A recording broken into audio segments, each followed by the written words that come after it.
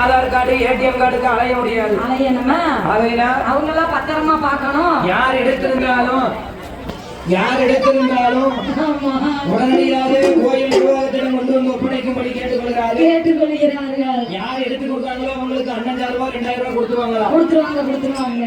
எடுத்து கொடுப்பாங்க, தைரியமா கொண்டு வந்து கொடுக்கலாம். ஆனால் அம்மையான பார்வதியா ஆண்டவன் பகவான் வரட்டும். அவருக்கு தெரியாமலா இருக்கும் நம்ம மேல ஏன் அக்னியா காந்ததுன்னு. கண்டிப்பா அவருக்கு தெரியாம எதுவும் இருக்காது. பகவான் வரட்டும். பகவான் கிட்ட என்ன ஏதுன்னு காரணத்தை கேட்டுருவோம் என்று என் கண்ணன் தந்தை இந்த பார்வதியா அவ எப்படி வடிவத்தை மாற்றுவா பாருங்க. எப்படி இருக்கின்றா?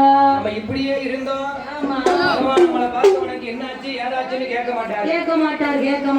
பகவான் நம்மளை பார்த்த உடனே அம்மா பார்வதி என்னம்மா ஆச்சு,